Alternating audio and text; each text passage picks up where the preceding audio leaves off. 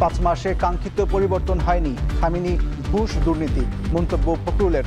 জুলাই নিয়ে ব্যবসা বন্ধের আহ্বান তথ্যমন্ত্রীর। অভ্যুত্থানের আকাঙ্ক্ষা পাশ কাটিয়ে দলীয়করণের অভিযোগ জামায়াত আমিরের। সব জায়গায় এখন একদম নির্লজ্জ দলীয়করণ চলতেছে। আমরা জুলাইকে নিয়ে যেন তেমনি কোনো একটি লাভজনক প্রকল্পের কোনো উদ্যোক্তাকে দেখতে না পাই। সিলেটেও এনসিপির গাড়িবহরে হামলা ভাঙচুরের অভিযোগ। আওয়ামী আমলের পুনরাবৃত্তি করছে বিএনপি কর্মীরা। মন্তব্য নাহিদ ইসলামের। সন্ত্রাসীদের অভয়ারণ্যে দেশকে আবারও নিয়ে যাওয়া হচ্ছে এবং সরকারের সন্ত্রাসী চরিত্র জাতির সামনে উন্মুক্ত হচ্ছে। শাপলা চত্বর হত্যা মামলায় লতিফ সিদ্দিকীকে কারাগারে পাঠানোর নির্দেশ ট্রাইব্যুনালের। শেখ হাসিনা দেশে পা রাখলেই গ্রেপ্তার, বললেন আইনমন্ত্রী। আসলে আসবেন, আইন তার নিজস্ব গতিতে চলবে, সেখানে তো আমাদের আইনের ব্যত্যয় করে আমরা কিছু করব না। 3 দিনের সফরে ঢাকায় মার্কিন প্রেসিডেন্টের বিশেষ দূত সার্জিও গোর। সন্ধ্যায় পররাষ্ট্রমন্ত্রীর সঙ্গে বৈঠক, যাবেন রোহিঙ্গা ক্যাম্প পরিদর্শনেও।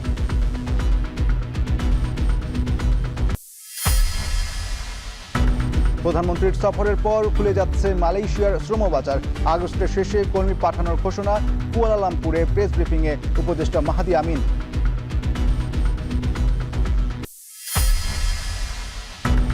তীব্র গ্যাস সংকটে রান্না নিয়ে বিপাকে রাজধানীর বাসিন্দারা। ফিলিং স্টেশনে দীর্ঘ লাইনে ভোগান্তি, উৎপাদন সক্ষমতা হারাচ্ছে শিল্পাঞ্চল। লোকসানে কারখানা মালিকেরা।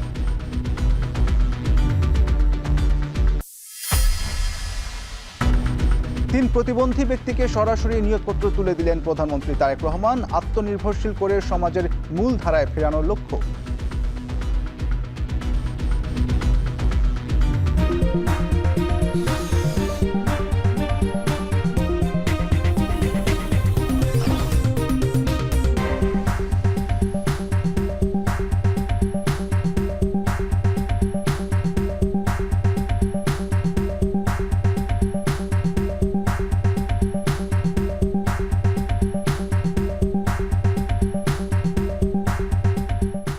স্বাগত এখন বিকেলে। পুরো আয়োজনে আপনাদের সঙ্গে আছি আমি ইশতিয়াক আহমেদ। 5 মাসের সরকার পরিচালনায় কাঙ্ক্ষিত পরিবর্তন হয়নি বলে মন্তব্য করেছেন স্থানীয় সরকার মন্ত্রী মির্জা ফখরুল ইসলাম আলমগীর। বলেন, থামেনি ঘুষ দুর্নীতি।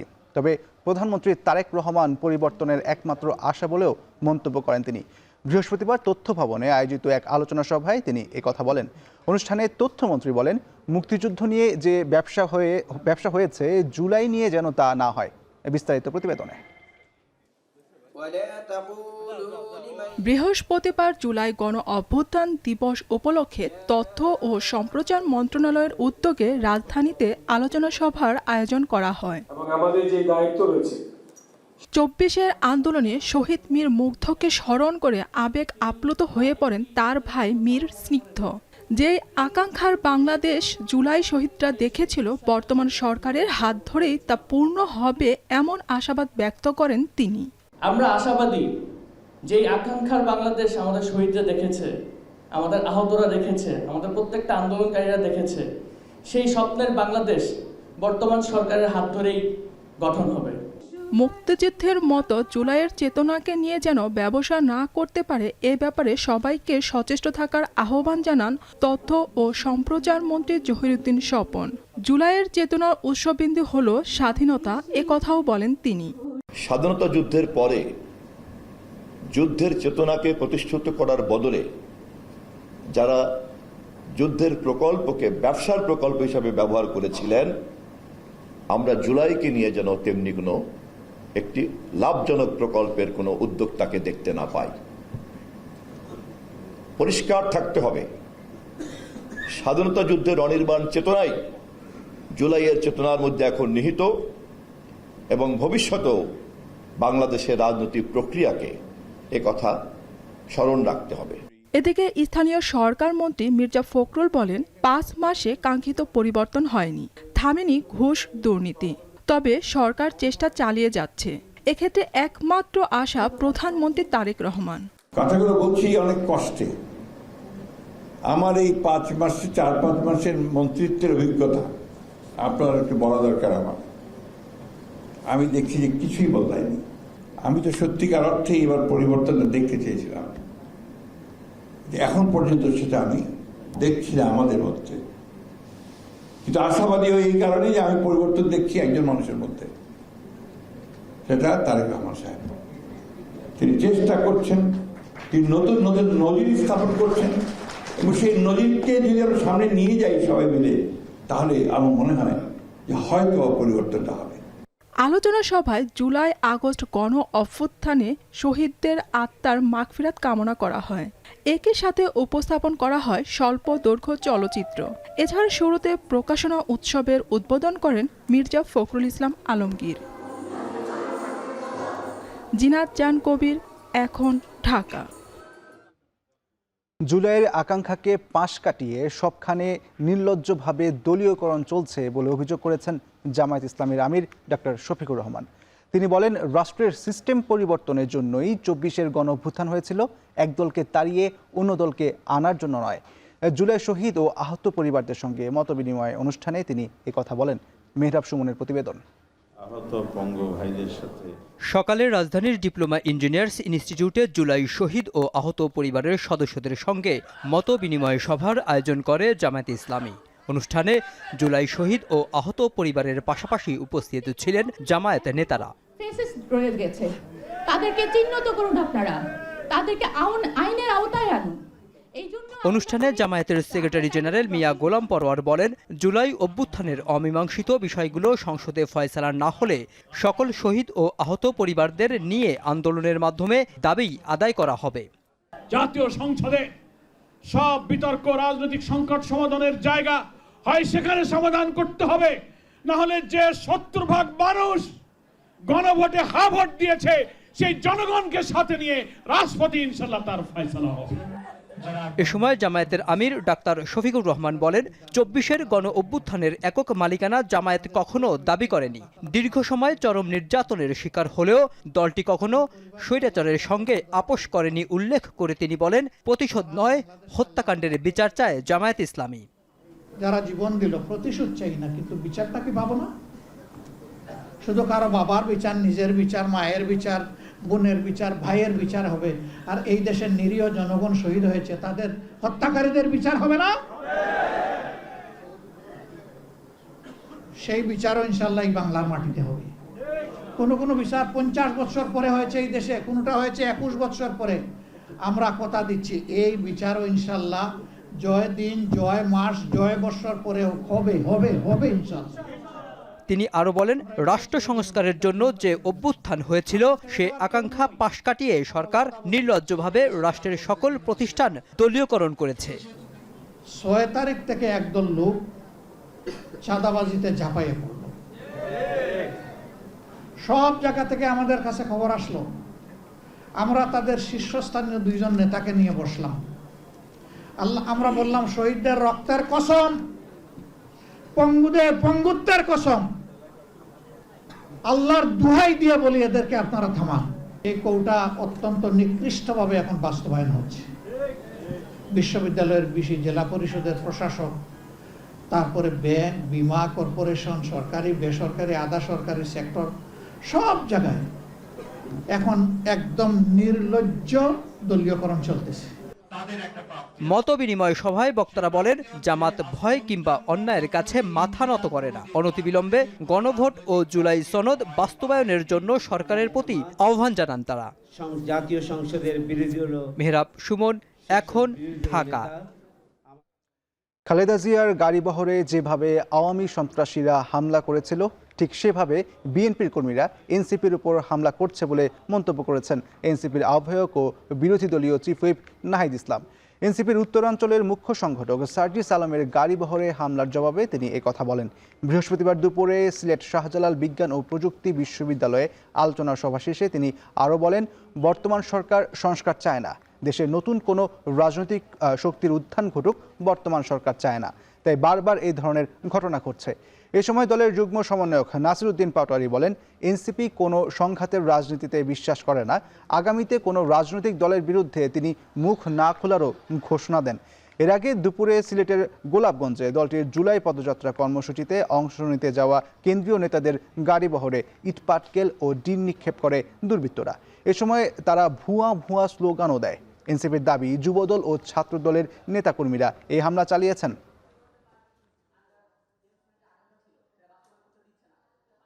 এই অগণতান্ত্রিক পরিস্থিতি বিগত 16 বছর দেখেছি, যেখানে সরকারের বিরুদ্ধে, ক্ষমতাসীনদের বিরুদ্ধে কেউ কথা বলতে পারতো না, যেখানে বিশ্ববিদ্যালয়ের কাজই হচ্ছে ক্ষমতাকে প্রশ্ন করা, জবাবদিহিতা নিশ্চিত করা।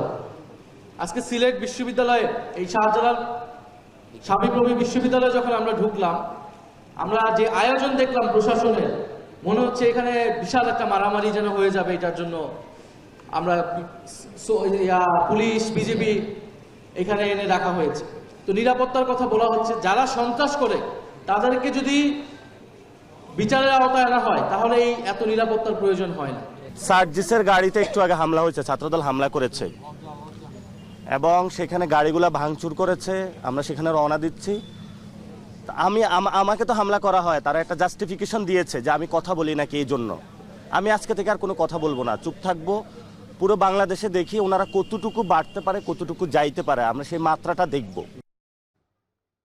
সিলেটে এনসিপির কর্মসূচির সবশেষ খবর জানাতে সিলেট সার্কিট হাউস থেকে যুক্ত হচ্ছেন গোলজার আহমেদ। গোলজার, সিলেটে এনসিপির নেতার গাড়িবহরের হামলা নিয়ে কি বলছেন দুপক্ষ, আর এখন কি কোনো কর্মসূচি পালন করছে কিনা এনসিপি জানাবেন।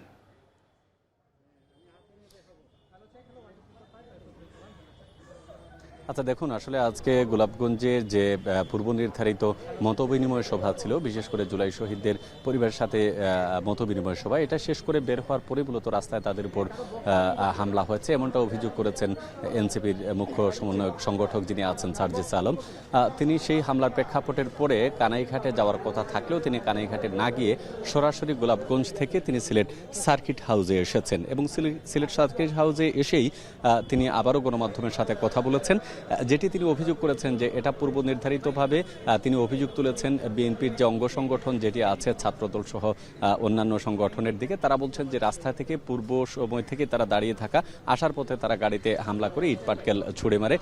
সেই জায়গায় ইটপাটকেল ছুড়ে মারার কারণেই মূলত গাড়িতে তার প্রচুর পরিমাণে হামলা হয়েছে এবং পিছনের সার্জিস আলম যে গাড়িতে ছিলেন সেই গাড়িটা আসলে ভেঙেছে। আমরা নিজেও দেখতে পাচ্ছি এখানকার যে গাড়ির যে গ্লাস, পিছনের যে গ্লাস, সেই পিছনের গ্লাসের আসলে কোনো অস্তিত্বই নেই এবং এখান থেকে যতটুকু আমরা কথা বললাম সার্জিস আলম, তিনি বলছেন যে হবিগঞ্জে হামলার প্রেক্ষাপটের পরেই আজকে তারা এটি আশা করে নেই, কিন্তু সেই ক্ষেত্রে তারা নানানভাবে তারা হামলার শিকার হচ্ছেন এবং এই হামলার ভয়ের কারণেই মূলত আজকে তাদের পরবর্তী যে কর্মসূচি আছে, অর্থাৎ কানাইঘাট উপজেলায় একটি পথসভা অনুষ্ঠিত হওয়ার কথা ছিল, সেই পথসভায় যোগদান না করে তিনি সরাসরি চলে আসছেন সিলেট সার্কিট হাউসে।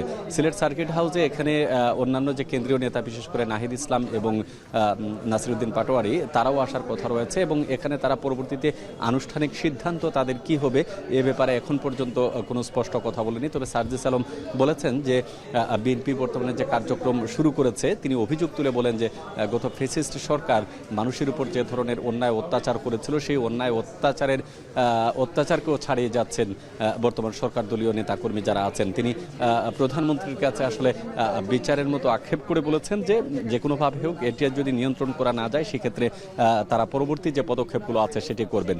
অন্যদিকে একই বিষয় নিয়ে নাহিদ ইসলাম, যিনি বিরোধী দলীয় চিফ হুইপ, তিনি কথা বলেছেন গণমাধ্যমের সাথে। তিনি যেটি বলছেন যে তাদের এই যে সন্ত্রাসী কার্যক্রম উল্লেখ করে তিনি বলেছেন যে যদি এরকম কর্মকাণ্ড ঘটে থাকে, তিনি মূলত আহ্বান জানিয়েছেন যে গণতন্ত্রকামী সাধারণ মানুষ যারা আছেন সব পক্ষকে নিয়ে তারা ঐক্যের একটা আহ্বান তিনি জানিয়েছেন। সেই সাথে বলেছেন যে এটি একটি রাষ্ট্রে, স্বাধীন সার্বভৌম একটি রাষ্ট্রে গণতান্ত্রিক প্রক্রিয়ায় যদি কেউ বাধা দিতে চায় সেই জায়গায় তারা প্রতিবাদ তারা অব্যাহত রাখবেন। তো সব মিলিয়ে এখন এনসিপির নেতাকর্মী যারা আছেন তারা সিলেট সার্কিট হাউসে অবস্থান করছেন। হয়তোবা কিছুক্ষণ পর তাদের আজকের যে প্রেক্ষাপট তৈরি হলো সেই প্রেক্ষাপটে তারা আনুষ্ঠানিকভাবে কথা বলতে পারেন। এ ছিল আমার কাছে সিলেট থেকে সর্বশেষ তথ্য। ইশতিয়াক। সিলেটের সার্কিট হাউস থেকে এনসিপির কর্মসূচি নিয়ে বিস্তারিত জানাচ্ছিলেন গোলজার আহমেদ। শাপলা চত্বর হত্যাকাণ্ডে মানবতা বিরোধী অপরাধের মামলায় সাবেক মন্ত্রী আব্দুল লতিফ সিদ্দিকীকে কারাগারে পাঠিয়েছে আন্তর্জাতিক অপরাধ ট্রাইব্যুনাল ২। রাষ্ট্রপক্ষের আইনজীবী বলেন, শাপলা চত্বরের হত্যাযজ্ঞের একজন পরিকল্পনাকারী লতিফ সিদ্দিকী। তবে তাকে নির্দোষ দাবি করেন তার ভাই বঙ্গবীর কাদের সিদ্দিকী। বিস্তারিত জাহিদ হাসানের প্রতিবেদনে। 2013 সালের 5 মে যুদ্ধাপরাধীদের বিচারের দাবিতে শাহবাগের গণজাগরণ মঞ্চে ইসলাম ধর্ম অবমাননার অভিযোগ এনে মহাসমাবেশের ডাক দেয় হেফাজত। সেই মহাসমাবেশ রূপ নেয় ভয়াবহ সহিংসতায়। দিনের শেষে রাতের শাপলা চত্বর এলাকা প্রকম্পিত হয় সাউন্ড গ্রেনেড, গুলি, সাইরেনের শব্দে। ভেস্তে যায় হেফাজতের মহাসমাবেশ ও অবস্থান। অভিযোগ করা হয় তাদের দমনে বল প্রয়োগ করে তৎকালীন আওয়ামী লীগ সরকার। হত্যাকাণ্ড ধামাচাপা দেওয়ারও অভিযোগ আনা হয় মামলায়। 5ই আগস্ট শেখ হাসিনা সরকারের পতনের পর শাপলা চত্বরে হত্যাযজ্ঞ মানবতা বিরোধী অপরাধের মামলার তদন্ত শেষ করে 41 জনকে আসামি করা হয়। প্রধান আসামি শেখ হাসিনা সহ পলাতক 31 জনের বিরুদ্ধে গ্রেফতারি পরোয়ানা জারি করে ট্রাইব্যুনাল। বুধবার গ্রেফতার করা হয় সাবেক মন্ত্রী আব্দুল লতিফ সিদ্দিকীকে। বৃহস্পতিবার ট্রাইব্যুনালে দুপুরে হাজির করা হলে তাকে কারাগারে পাঠানো হয়। কারাগারের কাঠগড়ায় দাঁড়িয়ে লতিফ সিদ্দিকী নিজের ফাঁসি দাবি করেন। এরপর তাকে বের করে নিয়ে যাওয়া হয়। তখন তিনি নিজেকে নির্দোষ দাবি করেন। পরে বঙ্গবীর কাদের সিদ্দিকী বলেন, হেফাজতের সমাবেশের মামলায় তার ভাই নির্দোষ, তবে তাকে ফাঁসি দিলে তিনি জীবন থেকে মুক্তি পেয়ে যাবেন। আগামী ধার্য তারিখে জামিন আবেদন করার কথা জানান আইনজীবী। কিচেন ক্যাবিনেটে লতিফ সিদ্দিকী ছিলেন না, আর লতিফ সিদ্দিকী এই সময় কিছু ঘটনা নিয়ে বিতর্কিত ছিলেন আওয়ামী লীগের কাছে, শেখ হাসিনার কাছে। যে অপরাধটা করেন নাই তার ফাঁসি হয়, আমরা সাদরে গ্রহণ করব, কারণ আল্লাহ তাআলা তাকে তখন মুক্তি দেবেন। আমরা পরবর্তীতে জামিন আবেদন করব। ওকালতনামা আমরা অলরেডি অ্যাকসেপ্ট হয়েছে। রাষ্ট্রপক্ষের আইনজীবী প্রসিকিউটর মিজানুল ইসলাম বলেন, শাপলা চত্বরের হত্যাযজ্ঞে লতিফ সিদ্দিকী একজন পরিকল্পনাকারী। যে ঢাকা ছাড়ুন, না হলে ভবিষ্যতে ঘর থেকে বের হতে দেব না। হেফাজতের কর্মীরা নিরস্ত্র অবস্থায় তাদের অবস্থান করছিলেন। তখন এরা এই লতিফ সিদ্দিকী সহ গণভবনে যে তৎকালীন প্রধানমন্ত্রী এবং এই মামলার 1 নম্বর অভিযুক্তকে বিষয়টি অবহিত করেন এবং তারই ফলশ্রুতিতে ব্ল্যাক আউট করে গুলি করা হয়েছিল। এই মর্মে 61 জনকে হত্যার আমরা তথ্য পেয়েছি। শাপলা হত্যাকাণ্ডে মানবতা বিরোধী অপরাধের মামলায় সাবেক মন্ত্রী ডাক্তার দীপুমণি, হাসানুল হক ইনু, শামসুল হক টুকু, আব্দুল জলিল মণ্ডল, সাংবাদিক শাহরিয়ার কবির, মোজাম্মেল বাবু, রূপা সহ 11 জন গ্রেফতার রয়েছেন। জাহিদ হাসান, এখন, ঢাকা। দেশের সীমানায় পা রাখলেই শেখ হাসিনাকে গ্রেফতার করা হবে এবং আইন অনুযায়ী তার বিরুদ্ধে ব্যবস্থা নেওয়া হবে বলে জানিয়েছেন আইনমন্ত্রী মোহাম্মদ আসাদুজ্জামান। আইনগত সহায়তা প্রদান বিষয়ক সমঝোতা স্মারক অনুষ্ঠানে এসব কথা জানান তিনি। এ সময় সাংবাদিকদের প্রশ্নের জবাবে মন্ত্রী বলেন, আন্তর্জাতিক অপরাধ ট্রাইব্যুনালের বিচার প্রক্রিয়া নিয়ে হিউম্যান রাইট ওয়াচের প্রতিবেদন আমলে নিয়ে খতিয়ে দেখবে সরকার। মন্ত্রী আরও বলেন, সরকার জনগণের কল্যাণে পরিবর্তন করতে চায়। এ সময় বাগেরহাটের মিরাজ শেখকে গুমের অভিযোগের তদন্ত হবে ও তার পরিবারকে আইনি সহায়তা দেওয়া হবে বলেও জানান তিনি। রাষ্ট্রপতি নির্বাচন প্রসঙ্গে আইনমন্ত্রী বলেন, সাংবিধানিকভাবে সেপ্টেম্বরের অধিবেশনে নির্বাচন হবে, তবে সরকার মনে করলে আগস্টে বিশেষ অধিবেশন হতে পারে।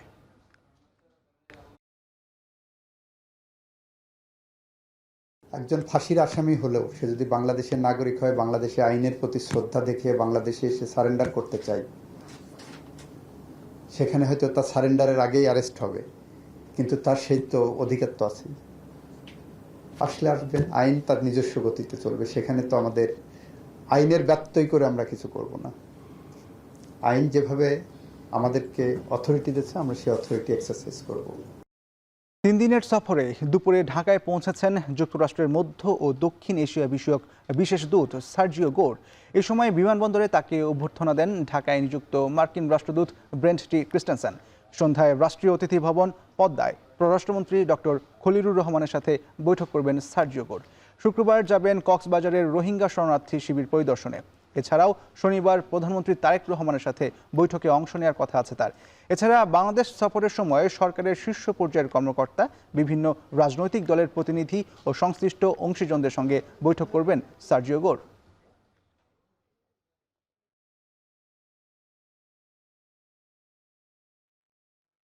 অবশেষে কাটল 2 বছরেরও বেশি সময় ধরে বন্ধ থাকা মালয়েশিয়ার শ্রম বাজার নিয়ে দীর্ঘ অনিশ্চয়তা। আগামী আগস্টের শেষের দিক থেকে বাংলাদেশি কর্মীদের নতুন করে মালয়েশিয়ায় পাঠানোর কার্যক্রম শুরু হবে বলে জানিয়েছেন প্রধানমন্ত্রীর উপদেষ্টা মাহাদি আমিন। তিনি জানান, প্রাথমিকভাবে রাষ্ট্রায়ত্ত জনশক্তি রপ্তানি প্রতিষ্ঠান বোয়েসেলের মাধ্যমে কর্মী পাঠানো শুরু হবে। আগামী 1 মাসের মধ্যেই বেসরকারি রিক্রুটিং এজেন্সিগুলোর তালিকা চূড়ান্ত করে তাদের মাধ্যমে নিয়োগ কার্যক্রমও শুরু করা হবে। বিস্তারিত শাহরিয়ার তারেকের প্রতিবেদনে। অবশেষে কাটল 2 বছরের বেশি সময় ধরে বন্ধ থাকা মালয়েশিয়ার শ্রমবাজারের দীর্ঘ অনিশ্চয়তা। আগস্টের শেষের দিক থেকে বাংলাদেশি কর্মীদের নতুন করে মালয়েশিয়ায় পাঠানোর কার্যক্রম শুরু হবে বলে জানিয়েছেন প্রধানমন্ত্রীর উপদেষ্টা মাহাদি আমিন। সামনের দিনগুলোতে ইনশাআল্লাহ যখন শ্রমবাজার উন্মুক্ত হবে, আমাদের আরও বেশি আসার সুযোগ হবে, আপনাদের সাথে নিয়মিত দেখা হওয়ার সুযোগ থাকবে।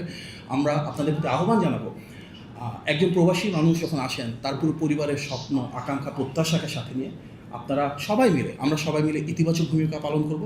আমরা হাইকমিশনকে মাননীয় মন্ত্রী মহোদয় ইতিমধ্যে নির্দেশনা দিয়েছেন যেন শ্রমবান্ধব একটা সার্ভিস আমরা এখানে প্রোভাইড করতে পারি, যেন শ্রমিকদের একটা আস্থার জায়গায় বাংলাদেশ হাইকমিশন হয়ে ওঠে। মাহাদি আমিন আরও জানান, প্রাথমিকভাবে রাষ্ট্রায়ত্ত শ্রমশক্তি রপ্তানি প্রতিষ্ঠান বোয়েসেলের মাধ্যমে কর্মী পাঠানো শুরু হবে। আগামী 1 মাসের মধ্যেই বেসরকারি রিক্রুটিং এজেন্সিগুলোর তালিকা চূড়ান্ত করে তাদের মাধ্যমে নিয়োগ কার্যক্রম শুরু করা হবে। এছাড়াও পুরো নিয়োগ প্রক্রিয়াকে আরও স্বচ্ছ, জবাবদিহিমূলক ও কম খরচে পরিচালনার লক্ষ্যে নতুন কাঠামো তৈরিতে সরকার বিশেষ গুরুত্ব দিচ্ছে বলেও জানান প্রধানমন্ত্রীর উপদেষ্টা। শাহরিয়ার তারেক, এখন মালয়েশিয়া। প্রধানমন্ত্রী তারেক রহমান 3 জন প্রতিবন্ধী ব্যক্তিকে নিয়োগপত্র তুলে দিয়েছেন। সকালে সচিবালয়ে মন্ত্রিপরিষদ বিভাগের নিজ কার্যালয় থেকে তাদের হাতে নিয়োগপত্র তুলে দেন প্রধানমন্ত্রী। কর্মসংস্থানের মাধ্যমে প্রতিবন্ধী ব্যক্তিদের আত্মনির্ভরশীল করে তোলা এবং সমাজের মূল ধারায় সম্পৃক্ত করার লক্ষ্যেই তাদের নিয়োগ দেওয়া হয়। নিয়োগপ্রাপ্ত 3 জন হলেন গাইবান্ধার সাঘাটা উপজেলার আয়েশা আক্তার, সিরাজগঞ্জের কামারখন্দ উপজেলার নীলা খাতুন এবং নড়াইল সদর উপজেলার মোহাম্মদ হাসমত আলী। প্রধানমন্ত্রীর কাছ থেকে সরাসরি নিয়োগপত্র পেয়ে তারা উচ্ছ্বাস প্রকাশ করেন।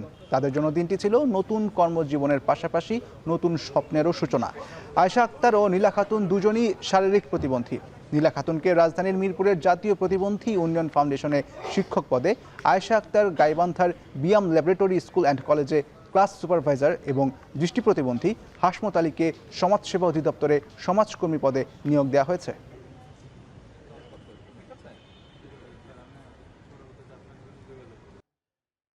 সপ্তাহ পেরোলেও কাটছে না গ্যাস সংকট।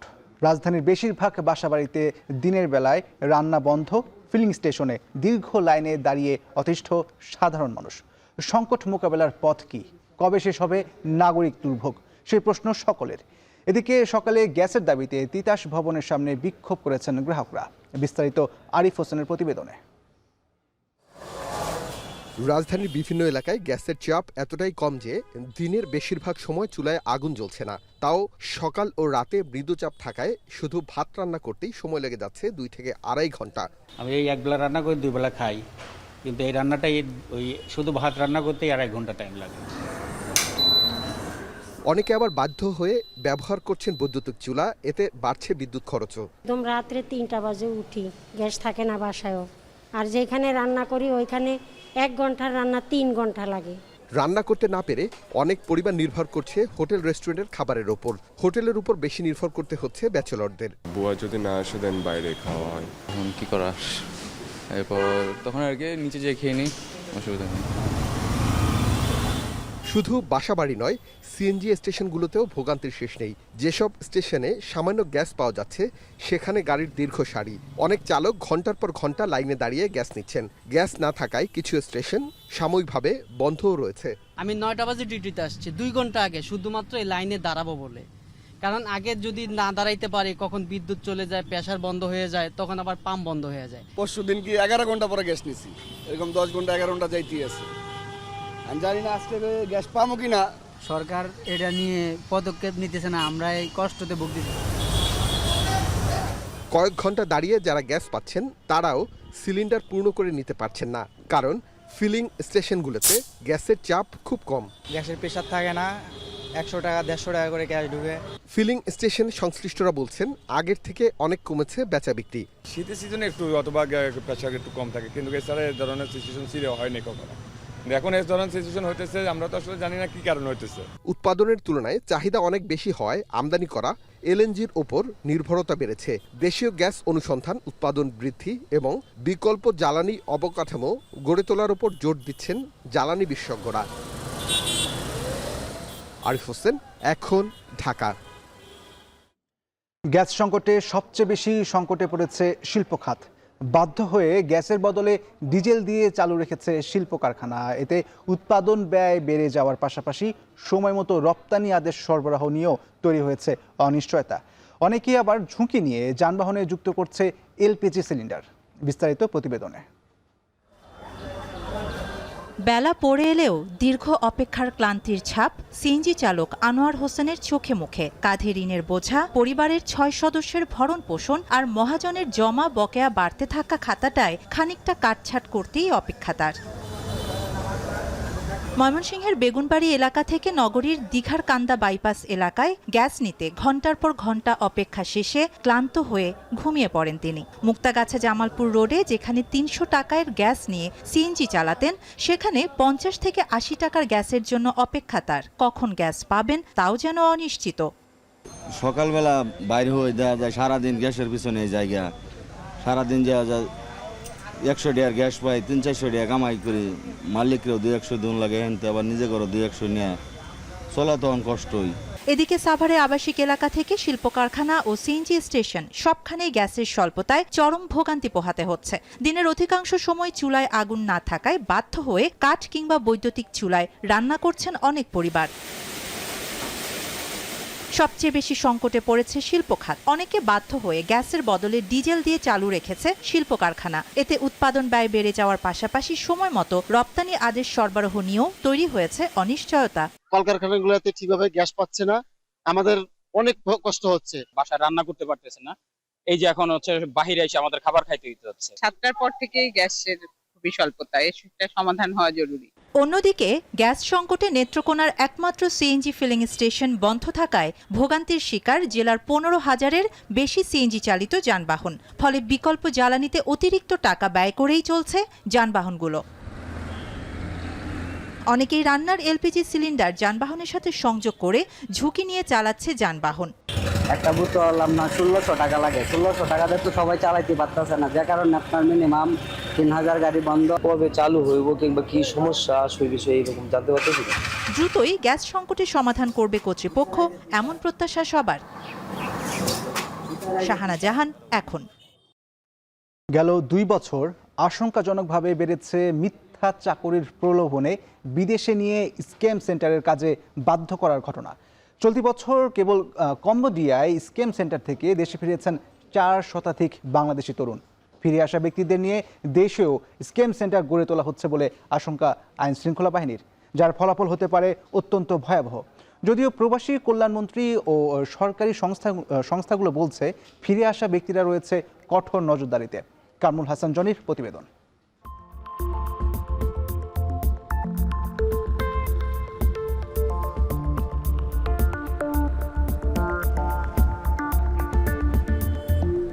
কম্বোডিয়ার স্ক্যাম সেন্টার থেকে চলতি বছর দেশে ফিরেছেন 4 শতাধিক বাংলাদেশি যুবক।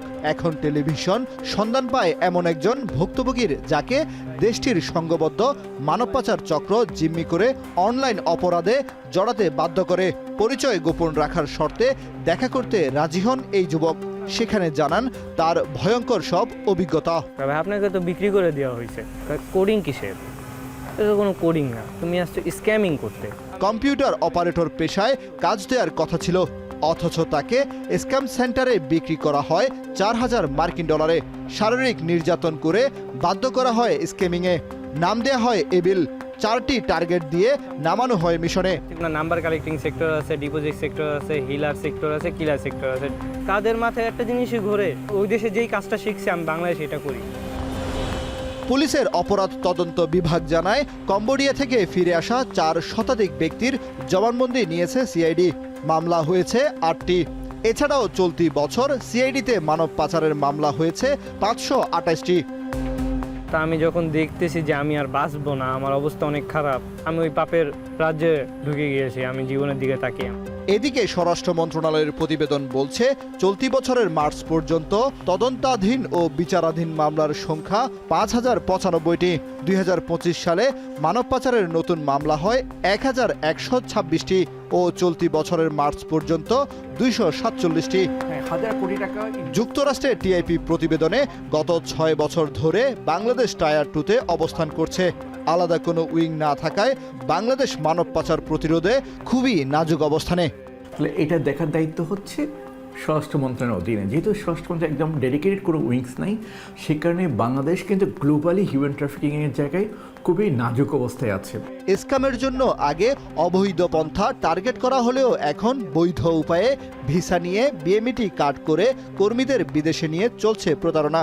ফিরে আসা প্রশিক্ষিত বা ব্যর্থ ব্যক্তিরা দেশেও স্ক্যাম সেন্টার গড়ে তুলতে পারে এমন আশঙ্কা অভিবাসন বিশেষজ্ঞদের। তারা যদি কোনো অর্থের অনেক ধরনের ক্ষতির সম্মুখীন হয় তাহলে কিন্তু তারা কিন্তু ক্ষতিটাকে আদায় করার জন্য তারা নিজেরাও কিন্তু কনভার্ট হতে পারে। তারা এই টেকনিকটাকে শিখে যে এইখানে যে অ্যাপ্লাই করছে না তারই বা নিশ্চয়তা আপনি দিতে পারেন না, তাই না? ফিরে আসা ভুক্তভোগীরা দেশে স্ক্যামের চেষ্টা করলে তাও অপরাধ হিসেবে বিবেচনা করবে সিআইডি। মানব পাচার অভিবাসী চোরাচালান প্রতিরোধ দমন আইন ২০২৬ এখানে কিন্তু স্ক্যাম সেন্টারের কথা উল্লেখ করা আছে। যদি কেউ এটা চালাইতে এখানে চেষ্টা করে সেক্ষেত্রে সে অবশ্যই আপনার আইনের আওতায় আসবে। বিদেশে স্ক্যাম সেন্টারে কর্মরত ব্যক্তিরা দেশে ফেরার পর থেকে আইন শৃঙ্খলা বাহিনীর নজরদারিতে রয়েছে বলে জানালেন প্রবাসী কল্যাণ মন্ত্রী। কম্বোডিয়া থেকে যারা এই ধরনের আসবে তাদের অন্তত সব কিছু যেন আমাদের নজরদারিত্বের মধ্যে রাখা যায়। আইন শৃঙ্খলা রক্ষাকারী বাহিনী অত্যন্ত কঠোরভাবে এদের নজরদারির মধ্যে রাখবেন। জাতিসংঘ মানবাধিকার দপ্তরের তথ্য বলছে চিহ্নিত অনলাইন স্ক্যাম কম্পাউন্ডের ৭০% বেশি কম্বোডিয়া, মিয়ানমার ও লাওসে, যাদেরকে সহায়তা করছে চীনের আরেকটি চক্র। কামরুল হাসান জনি, এখন, ঢাকা। ভারতে আধার কার্ড প্রস্তুত ছিল চট্টগ্রামের শীর্ষ সন্ত্রাসী ডেভিড ইমনের। তাকে রিসিভ করতে ভারতের সীমান্তে অপেক্ষা করছিল একটি গ্রুপ। খুব অল্প সময়ে চট্টগ্রামের আন্ডারওয়ার্ল্ডের নিয়ন্ত্রণ নেয়া এই সন্ত্রাসী সব সময় প্রচলিত নেটওয়ার্কের বাইরে থাকত বলে দাবি পুলিশের। তার বিরুদ্ধে জোড়া খুনসহ একাধিক হত্যা, চাঁদাবাজি, অস্ত্রসহ ১৩টি মামলা পেয়েছে পুলিশ। কাজী মাহফুজের প্রতিবেদনে দেখুন বিস্তারিত। কিছুদিন ধরে চট্টগ্রামের আন্ডারওয়ার্ল্ডে আতঙ্কের নাম ডেভিড ইমন। খুব অল্প সময়ে অপরাধ জগতের প্রথম সারিতে চলে আসে তার নাম। চট্টগ্রাম জুড়ে বড় সাজ্জাদ বাহিনীর নেটওয়ার্ক পরিচালনা থেকে শুরু করে হত্যা, চাঁদাবাজি সবকিছুতেই তার উপস্থিতি। সম্প্রতি চট্টগ্রামের এক ইন্টারনেট ব্যবসায়ীর কাছ থেকে এককালীন ২ কোটি টাকা চাঁদা ও প্রতি মাসে ১০ লাখ টাকা দাবি করে নতুন করে আলোচনায় আসে সে। অবশেষে বুধবার ভোরে যশোর থেকে ৪ সহযোগী সহ সন্ত্রাসী ইমনকে গ্রেফতার করে পুলিশ। যশোর কোতোয়ালি থানার ঝুমঝুমপুর নামক একটি জায়গা থেকে আমাদের ডিবি পুলিশের 4টি চৌকস দল এবং থানা পুলিশের সমন্বয়ে আমরা চেকপোস্ট করে তাকে গ্রেফতার করতে সক্ষম হই। তাদের সঙ্গে প্রাথমিকভাবে কথা বলে আমরা যেটা জানতে পেরেছি যে তারা এই পথ দিয়ে ইন্ডিয়াতে যাবার একটা চেষ্টা করেছিল। বৃহস্পতিবার সকালে সংবাদ সম্মেলনে চট্টগ্রামের পুলিশ সুপার জানান, ভারতে আধার কার্ড প্রস্তুত ছিল সন্ত্রাসী ডেভিড ইমনের। তাকে রিসিভ করতে ভারতের সীমান্তে অপেক্ষা করছিল একটি গ্রুপ। আটকের পর তাদের কাছ থেকে উদ্ধার করা হয় একটি বিদেশি পিস্তল, 2টি এলজি সহ দেশীয় অস্ত্র মামলায় 10 দিনের রিমান্ড চেয়ে আদালতে পাঠানো হয়েছে তাকে। নজরদারিতে রয়েছে সন্ত্রাসী রায়হান সহ গ্রুপের অন্য সদস্যরা। ডেভিড ইমন সহ আরো 3 জন, সব মিলে 4 জনকে ওখানে গ্রেপ্তার করতে সক্ষম হই এবং আমাদের টিমটা পিছনে ছিল।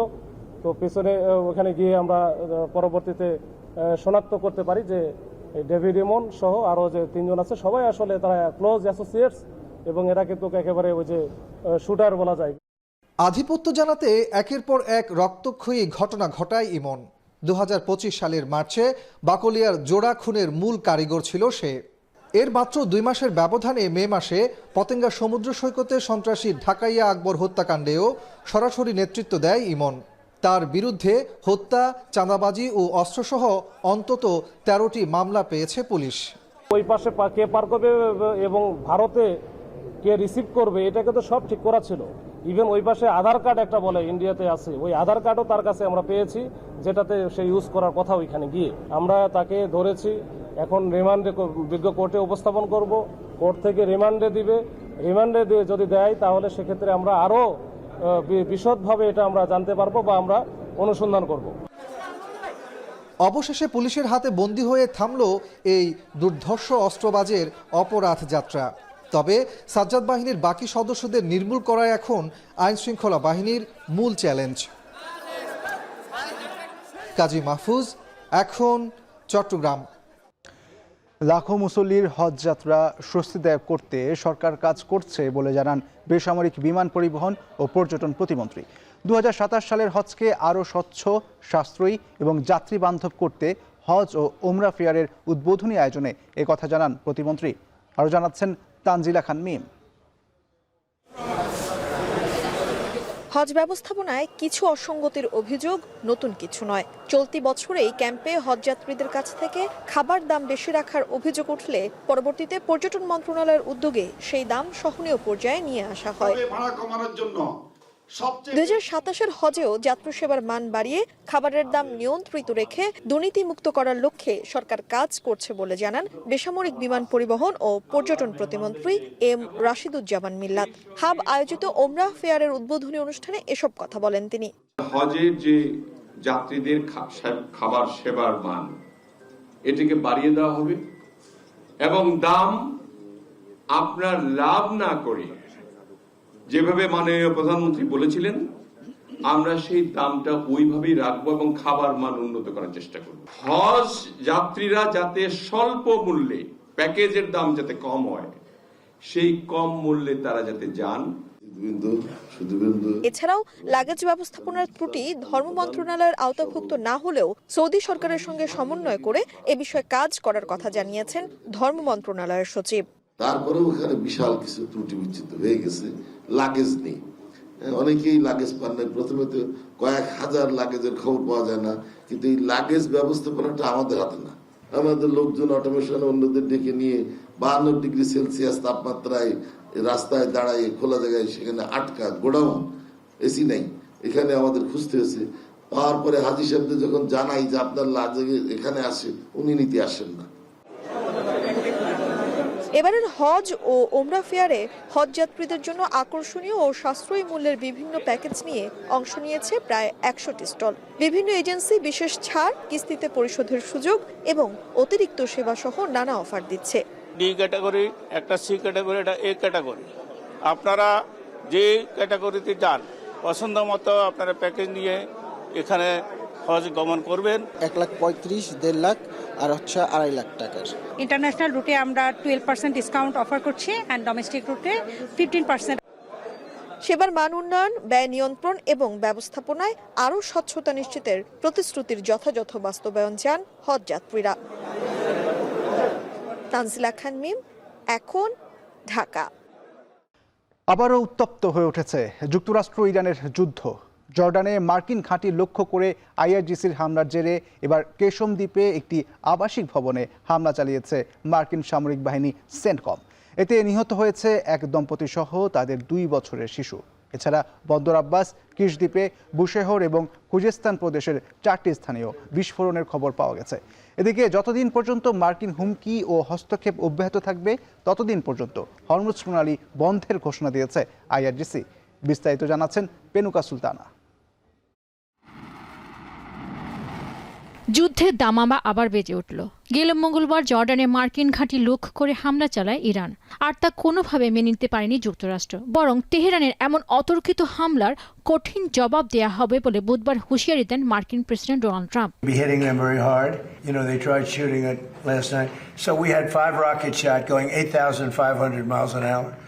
And all 5 rockets were knocked down to the ground, but they nevertheless took a shot. So it's our turn, and we'll see if we get there with an agreement at some point. But we're going to hit them very hard. আর ট্রাম্পের এমন ঘোষণার পর বৃহস্পতিবার মধ্যরাতে ইরানে একাধিক হামলা চালায় মার্কিন সামরিক বাহিনী সেন্টকম। বন্দর আব্বাস, কিস দ্বীপে, বুশেহের, এবং ইরানের তেল শিল্পের কেন্দ্রস্থল খুজিস্তান প্রদেশের 4টি স্থানেও বিস্ফোরণের খবর পাওয়া গেছে। এছাড়া কেশম দ্বীপে একটি আবাসিক ভবনে হামলা চালিয়েছে সেনকম। এতে প্রাণহানি হয়েছে একই পরিবারের 3 সদস্যের। এরই মধ্যে ইরানের ওপর হামলা শেষ হয়েছে বলে জানিয়েছে মার্কিন সামরিক বাহিনী। এদিকে নতুন এই হামলার জবাবে জর্ডানে 5টি ক্ষেপণাস্ত্র হামলা চালায় IRGC। তবে সফলভাবে তা প্রতিহত করা হয় বলে জানিয়েছে জর্ডানের সশস্ত্র বাহিনী। উদ্ভূত এই পরিস্থিতিতে হরমুজ প্রণালী আবারও বন্ধের ঘোষণা দিয়েছে IRGC। বৃহস্পতিবার টেলিগ্রামে দেওয়া এক পোস্টে তারা জানায়, যতদিন পর্যন্ত মার্কিন হুমকি ও হস্তক্ষেপ অব্যাহত থাকবে ততদিন পর্যন্ত হরমুজ প্রণালী বন্ধ থাকবে। সেই সাথে মার্কিন হামলা বন্ধ না হলে পরিস্থিতি আরও জটিল ও কঠিন হয়ে পড়বে বলে মন্তব্য করে বাহিনীটি। এছাড়া যেসব দেশ যুক্তরাষ্ট্রকে সহায়তা করছে তাদেরকেও সমুচিত জবাব দেওয়া হবে বলে সতর্ক করল IRGC। এরই মধ্যে 2টি তেলবাহী ট্যাঙ্কার হরমুজ প্রণালী পার হতে গেলে তাদের ফিরিয়ে দেওয়া হয় বলে জানিয়েছে IRGC। এছাড়া ফার্স্ট নিউজ জানিয়েছে, ইরানের অনুমতি নিয়ে হরমুজ প্রণালী অতিক্রম করেছে কাতার। পেনিকা সুলতানা, এখন বিশ্ব।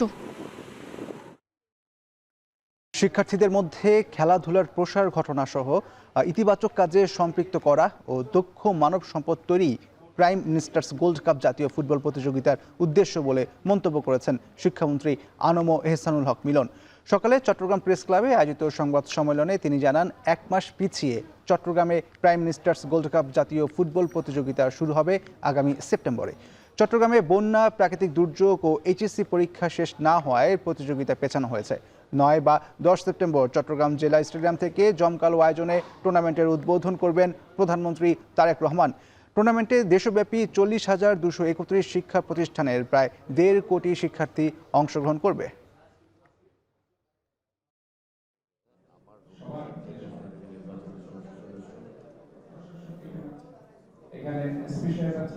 প্রথমত তৃণমূল পর্যায়ে